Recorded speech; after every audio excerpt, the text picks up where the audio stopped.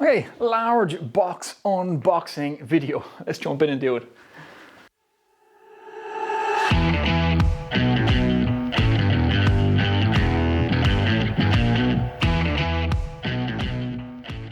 What's happening, everyone? Welcome back to the workshop. I hope you're all doing well. Now, I've finally got around to upgrading my bandsaw. I've been talking about this on my channel for about a year and a half. I finally got the opportunity to do it, and I've bought an Axminster AT3327B, which I'm going to unbox and assemble in this video and just share that with you guys. You might find it interesting. Now, this is not sponsored, it's not paid for, and I bought this with my own money. I got a slight discount on it, and Tim at Axminster organised this for me, so thanks very much, Tim. I appreciate it. And I bought it through the Carpentry Store here in Ireland, in Naas, and Noel from the Carpentry Store has just dropped this off, so thanks very much, Noel.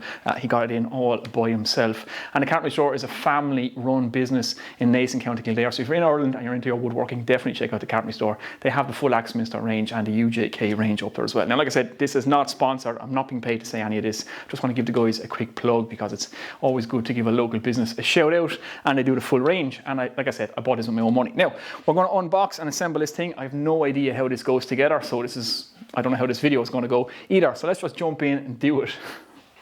Okay, first things first, let's get the plastic off and see what we're dealing with.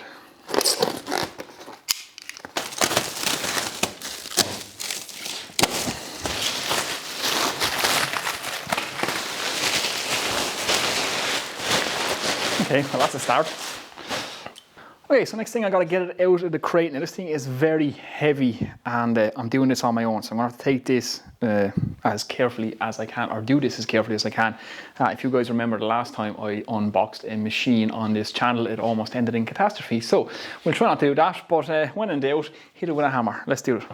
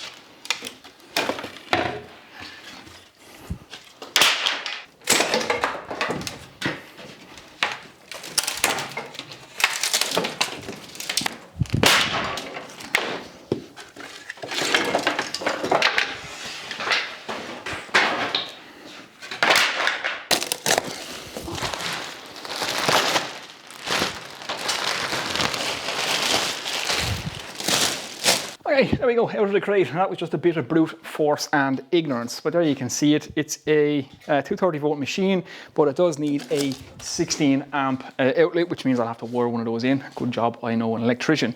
Now it's a 1.5 kilowatt motor, so that'd be about 2 horsepower in old money. And yeah, pretty big upgrade on my previous machine. Now, gotta get the packing bolts out of this thing, and I gotta get it off that pallet. And yeah, with the table and all that kind of stuff gone off it, it is a little bit lighter, so I might be able to walk it down off the pallet, hopefully. Okay, let's get out these packing bolts.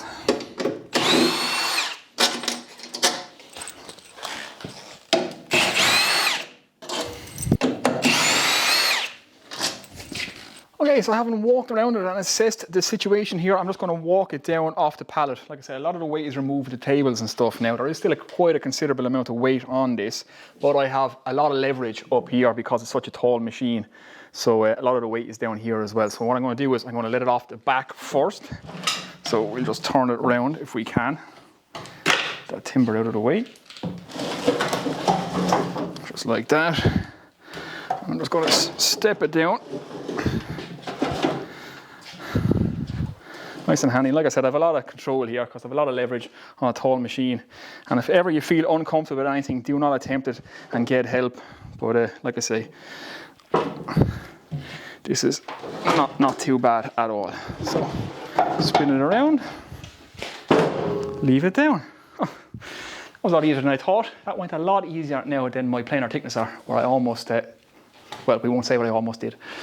Okay, so there we go, standing down on the ground. So like I said, it's the Axminster Trade AT3327B, 300mm depth of cut, 410mm throat. So that's 12 inches by 16 inches, and it's 4 inches bigger than my last machine, which is perfect. It's what I needed, and this should be good for resawing boards as well, which my last one wasn't great at. So that's what I needed this for, so happy days. Now, next thing to do, I suppose, is to read the instructions before we assemble this, and I believe this is all one door. So half a turn for them, yeah, here we go. So let's take out the silica gel. We don't want that in there anymore. There's some instructions, fence, more instructions, pieces of the fence and miter fence and a handle. So yeah, let's see what we need to do. Okay, first thing to look at, I suppose, is the miter fence. So let's get this assembled, assuming that it's the first thing out of the box. Very nice piece of extruded aluminum there. I'm assuming that goes on there just like that. And we have a stop on it as well. Pretty nice stop. Very nice. Okay, let's have a look and see. Some T-nuts with some thumb screws. Should we read the instructions? Nah, let's try and assemble it.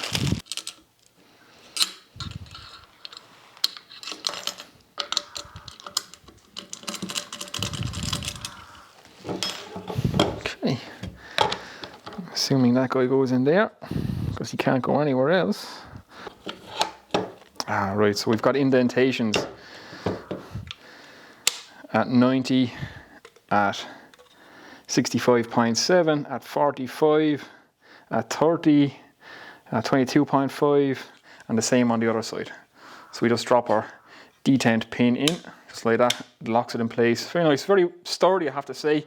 That's a nice piece of cast iron and a nice piece of aluminum extrusion for the fence. So yeah, pretty impressed with the quality so far. Happy days. Okay, so I suppose the next thing to do is get the table on the machine before we take out the actual main fence. Like I say, the miter fence is assembled now, so I'll get all this unboxed and we get it on the machine. Okay, first thing I have to do is put in the leveling bolt, and that's what the bed sits on, so it returns to exactly 90 degrees or 0 degrees depending on what way you look at it. So we're looking for a nut. That guy sits in there, and that's the nut for locking it. So not sure how far that guy needs to be down. Just eyeball it for now so that's level with this. Okay. Okay, so like with all machines with cast iron tops, they come covered in oil just to stop them rusting, and I just like to use electrical contact cleaner just to get that stuff all off, because like I said in the previous video, you spray this stuff on and it evaporates off really quickly, and it's great for taking gunk off things. And once you give it a quick wipe, after a couple of seconds, it's completely dry. So not just good for electrical connections. Now let's pop out the insert so we can get this on. There we go. A bit of oil in there to clean up too. We don't want sawdust gathering there. Okay, ready to go. Okay, slide this guy in nice and carefully. Just like that. And I believe we have to rotate it then 90 degrees so that all the holes line up just like that. Okay, now we get the bolts in this and we need to level it up. Let's do that. Okay, so it's just 4 M8 bolts on spring washers just to bolt on the table. And I'm just going to leave them loose. I'm not going to tighten them all the way home for now because I do a full setup on this machine, but that won't be this video. This is just going to be unboxing and assembly. So I leave it loose so that I can adjust my table to make sure that this slot for my miter track is running exactly parallel to my blade. I need to set my fence up as well to make sure that's all set and make sure that we're exactly 90 degrees when it's at 90 degrees, all that good stuff, and that our blade is running right, all that kind of thing. So that'll be a separate video, how to set up a bandsaw. So yeah, stay tuned for that. One thing I'm happy to report on is that when the table indicator is set to 0 degrees, it is actually at 0 degrees. So perfect. So not much setup to do there. It's good to see that out of the box, once I set it to 0 degrees, the table is exactly 90 degrees to the blade. So happy days there. Okay, a little gripe, and it's only a little gripe, but it's actually an easy fix as well. So here's the mechanism for tilting your table. So there's your locking handle and there's your adjustment handle. Now these are two Bristol handles, so they're the type of handles that when you turn them, they're engaged. When you pull them out, they're disengaged, and then you can move them anywhere you want. Now, the only thing that's annoying about this, I'm at 0 degrees here.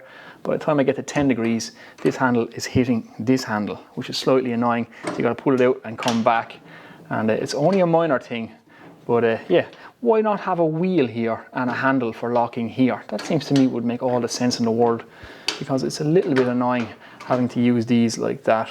Again, it's only a small thing, a minor gripe, but this handle actually hits that handle. So yeah, it just seems to me it would make more sense if that was a wheel and this was just a locking handle. So yeah, there we go. You have to gripe about something, but that's just something I saw. Okay, next thing, we have this little guy that plugs in the front of it, and that just locks both sides of the cast iron table together, because obviously we have a big split in our table, and this can flex and move. So if I run that across there, it's not too bad that way, but if I run it this way, you can see that that's actually hitting there. So you've got to put this guy in, and that should level the two of those up so that they're perfectly flush. Check it both ways. Happy days. Okay, this machine actually comes with a bed extension or table extension as well, which is nice. So that just sits on there, and again, it's just 4 bolts, and this is already drilled and tapped to take these bolts. So it's just a case of get these in.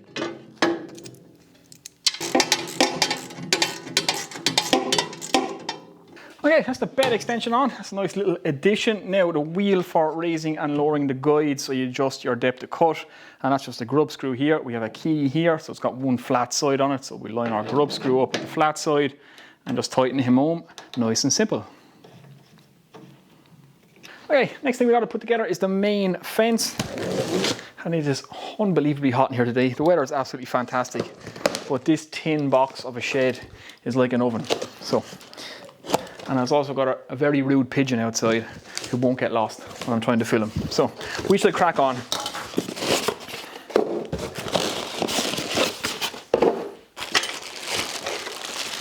It's quite heavy.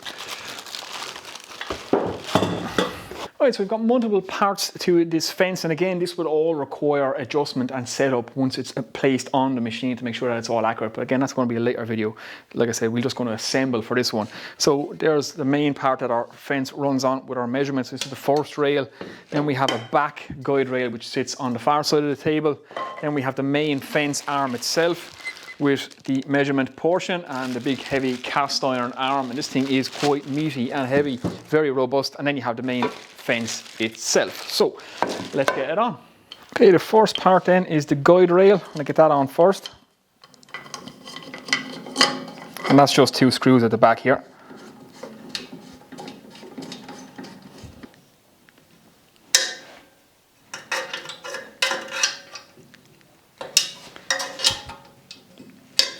Okay, now the front fence guide rail with the measurements on it, and this guy sits in here like this, and it's a case of use a spanner to get these ones in.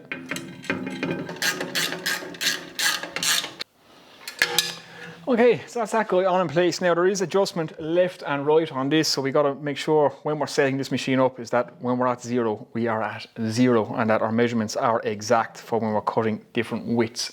So that'll be in the setup video. Let's crack on. Okay, so we're on to the main arm of the fence itself. We have a nice big heavy piece of cast iron and some aluminum extrusion, or I should say aluminium extrusion. I've been Americanized watching too much YouTube. Now, this comes with another Bristol handle here, and this is for sliding on and off the fence. So that goes straight through like that, and this guy just twists on.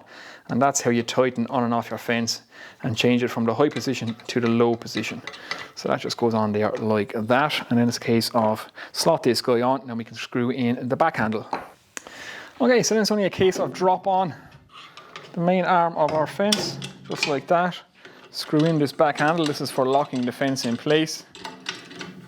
So that locks the fence, that loosens the fence up, and we can slide it left and right. Now, let's get the main part of the fence on.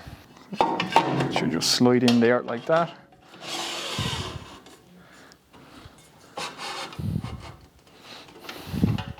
And then it's a case of lock this down with the Bristol handle on the back. And of course, we have to square everything up and get this all sitting right when we're doing the first initial setup of this machine. So there's the fence, just like that. Locked in place, unlocked. Happy days. Okay, last thing to do is just slide in our miter fence. Let that sit there. And again, this is fully adjustable, so we can adjust it to make sure that we're at 0 and that we're at 90 degrees and all that. And that will all have to be tuned up. You can see that moves nicely, has a nice stop built into it. Pretty nice indeed. Runs nicely in the slot. Happy days. Okay, there we are, fully assembled. That was pretty painless now, I have to say. Nice and quick and easy. Now we're just going to get this in place. Let's take up the power cord and we're going to have to just walk it in.